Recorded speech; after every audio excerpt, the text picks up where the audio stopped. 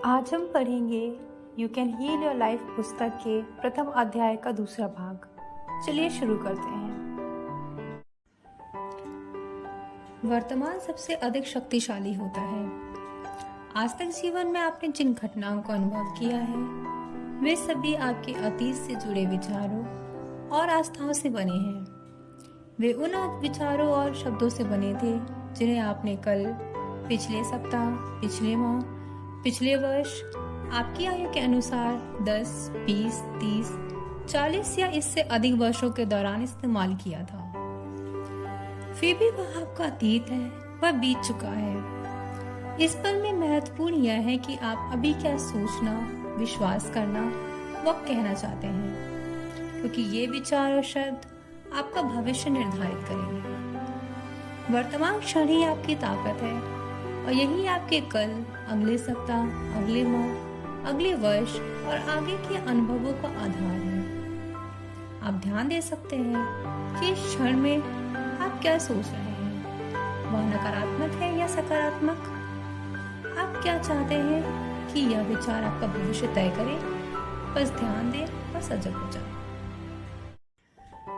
हम विचारों के साथ व्यवहार करते हैं और विचार बदले जा सकते हैं। इससे कोई फर्क नहीं पड़ता कि समस्या क्या है। हमारे अनुभव अपने विषय अंदरूनी विचारों के बाहरी परिणाम है। यहाँ तक कि अपने आप से घृणा करना भी केवल अपने विषय में ही विचार से घृणा करना है।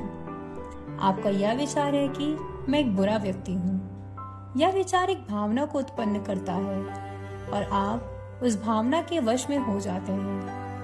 लेकिन यदि आपका यह विचार ना हो तो यह भावना भी नहीं होगी। विचारों को बदला जा सकता है। विचार को बदल दें तो यह भावना समाप्त हो जाएगी। ये ना केवल दर्शाने के लिए है कि हम अपने आप से बहुत विश्वास कहाँ से प्राप्त करते हैं, लेकिन इस जानकारी को अपनी पीड़ा में डूबे रहने के बहाने के रूप में इस्तेमाल ना करें। अतीत का हमारे ऊपर कोई प्रभाव नहीं होता।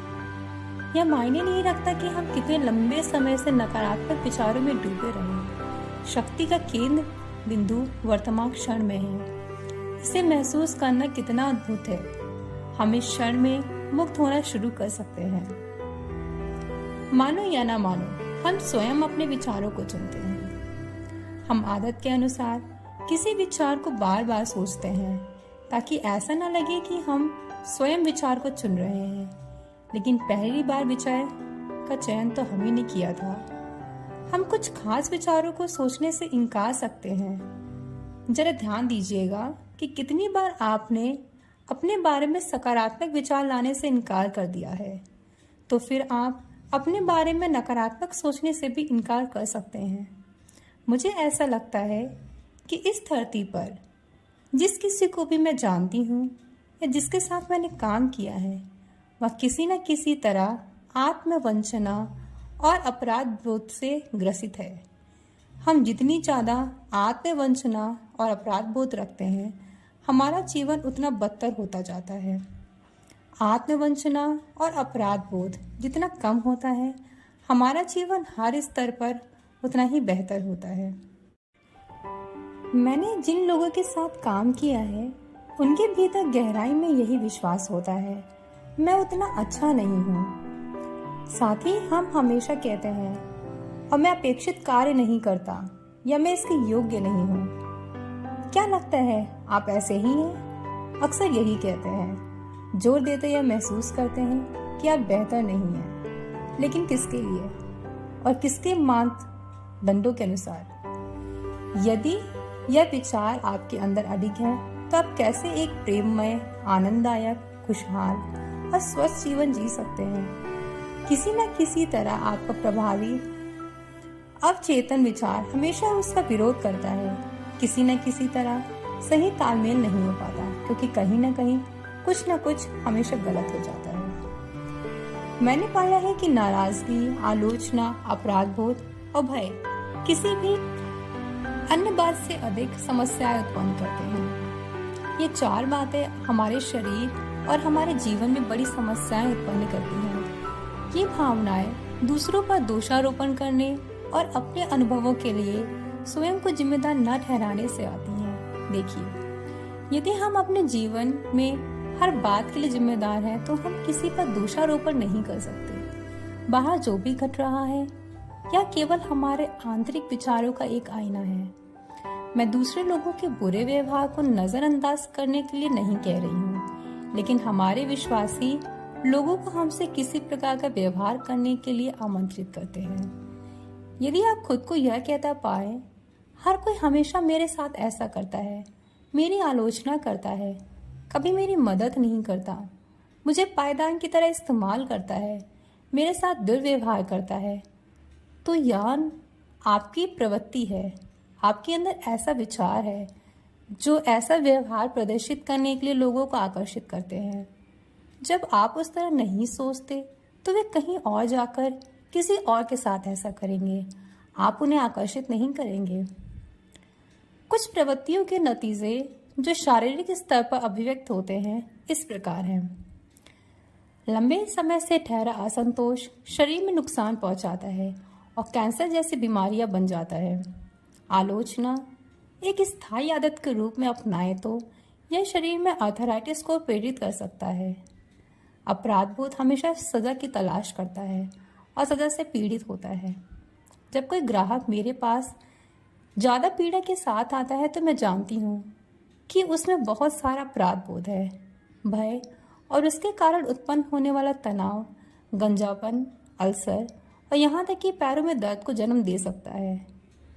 मैंने पाया है कि क्षमा करने और असंतोष को बहा देने से कैंसर तक ठीक हो जाता है। शायद मेरी यह बात बड़ी सरल और अपरिपक्व लगती हो, लेकिन मैंने इसका प्रभाव देखा और अनुभव किया है। हम अतीत के प्रति अपना दृष्टिकोण बदल सकते हैं। अतीत बीतकर समाप्त हो गया है, हम उसे बदल नहीं सकते, परंतु अतीत के विषय में अपने विचारों को बदल सकते हैं। यह कितना मूर्खतापूर्ण है कि हम इसलिए वर्तमान में अपने आप को सजा देते हैं क्योंकि अतीत काफी पहले किसी ने हमें पीड़ा पहुंचाई थी। गहरे असंतोष की प्रवृत्तियों वाले लोग को से मैं अक्सर कहती हूँ, कृपया असंतोष को कम करना शुरू करें। अब वह अपेक्षाकृत आसान है। किसी सर्जन के छुरे के नीचे या मृत्यु शैया तक पहुंचने के खतरे का इंतजार न करें, जब आपको डर से आमना सामना करना पड़ सकता है। जब हम घबराहट की स्थिति में होते हैं तो अपना दिमाग उपचार एवं सुधार पर केंद्रित करना कठिन होता है। हमें पहले ही डर को समाप्त करने पर समय लगाना होगा। यदि हम यह विश्वास करना चाहते हैं कि हम असहाय, पीड़ित हैं, तो अब हमें कोई उम्मीद नहीं है, तो ब्रह्मांड भी इसमें हमारा साथ देगा और हम बर्बाद हो जाएंगे। बेहतर है कि हम इन मूर्खतापूर्ण, पुराने, नकारात्मक विचारों व विश्वासों को छोड़ दें जो हमारी मदद नहीं करते और विकास की ओर नहीं ले जाते। यहाँ तक कि ईश्वर का प्रारूप भी ऐसा होना चाहिए जो हमारे लिए हो, हमारे खिलाफ नहीं। अतीत को भूलने के लिए हमें क्षमा करने के लिए तत्पर होना होगा। हमें अतीत को छोड़ने और अपने सहित हर किसी को क्षमा करने के लिए तैयार होने की जरूरत है। हो सकता है कि हमें क्षमा करना ना आए और हो सकता है कि हम क्षमा ना करना चाहते हों, लेकिन हमारा यह कहना कि हम क्षमा करने को तैयार हैं स्वस्थ करने की प्रक्रिया को आरंभ कर देता है। यह हमारे अपने स्वास्थ्य के लिए अनिवार्य है कि हम अतीत को छोड़ दें और हर किसी को क्षमा कर दें। मैं तुम्हें जिस रूप में देखना चाहता था वैसा रूप ना होने के लिए मैं तुम्हें क्षमा करता हूँ। मैं तुम्हें क्षमा करता हूँ और मुक्त करता हूँ। यह निश्चय हमें मुक्त कर देगा। सभी रोग क्षमा न करने के कारण उत्पन्न होते हैं। जब भी हम बीमार होते हैं हमें अपने दिल में झांक कर यह देखना चाहिए कि हमें किसे माफ करने की जरूरत है। कोर्स इन मिरेकल्स का कहना है कि सभी रोग क्षमा न करने की एक स्थिति से उभरते हैं और जब भी हम बीमार होते हैं हमें आसपास यह देखना चाहिए कि हमें किसे माफ करने की जरूरत है। मैं उस विचार में यह जोड़ना चाहूंगी कि जिस व्यक्ति को क्षमा करने को आपको सबसे कठिन लगे वही वह व्यक्ति है जिसे क्षमा करने की जरूरत आपको सबसे ज्यादा अधिक है। क्षमा करने का अर्थ है छोड़ देना, जाने देना। इसका उस व्यवहार को क्षमा करने से कोई लेना देना नहीं है। इसका मतलब है कि बस उस पूरी घटना को अनदेखा कर देना। हमें यह जानने की जरूरत नहीं है कि क्षमा कैसे करना है, हमें बस क्षमा करने के लिए तैयार रहने की जरूरत है। कैसे करना है कि चिंता ब्रह्मांड स्वयं कर लेगा। हम अपनी पीड़ा को बहुत अच्छी तरह समझते हैं। हम में से अधिकतर के लिए यह समझना कितना कठिन है कि जिन लोगों को माफ करने की बहुत आवश्यकता थी वे भी पीड़ा में थे। हमें यह समझने की जरूरत है कि उनके पास उस समय जो समझ, जानकारी और ज्ञान था उसके अनुसार वे सबसे अच्छा कर रहे थे। जब लोग मेरे पास कोई समस्या लेकर आते हैं तो मैं ध्यान नहीं देती कि वह क्या है। खराब स्वास्थ्य, धन का अभाव, असंतोषजनक संबंध या दमित रचनात्मक, मैं केवल एक चीज पर हमेशा ध्यान देती हूँ और वो है खुद से प्रेम करना। मैंने पाया है कि जब हम अपने आप को जैसे है वैसे रूप में प्रेम करते हैं और स्वीकार करते हैं तो जीवन में सब कुछ ठीक होता है। ऐसा मानो हर जगह कुछ छोटे चमत्कार होते हैं। हमारा स्वास्थ्य हो जाता है, हमारे पास अधिक धन आता है, हमारे रिश्ते अधिक संतोषजनक हो जाते हैं और हम रचनात्मक रूप से सार्थक तरीकों से खुद को अभिव्यक्त करना शुरू कर देते हैं। ऐसा लगता है यह सब हमारे प्रयास के बगैर होता है। खुद को प्रेम और उसे स्वीकार करना, सुरक्षित बनाना, भरोसा करना, योग्य बनाना और स्वीकार करना आपके मन मस्तिष्क को व्यवस्थित करेगा, आपके जीवन में अधिक स्नेही रिश्तों को जन्म देगा, नए कार्य और जीने का एक नया और बेहतर स्थान दिलाएगा, यहाँ तक कि आपके शरीर के वजन को भी सामान्य कर देगा। जो लोग खुद से अधिक और अपने शरीर से प्रेम करते हैं वे ना तो अपने साथ और ना ही दूसरों का गलत करते हैं। वर्तमान में आत्म अनुमोदन और आत्म स्वीकार्यता हमारे जीवन के हर क्षेत्र में सकारात्मक परिवर्तनों की मुख्य कुंजियां हैं।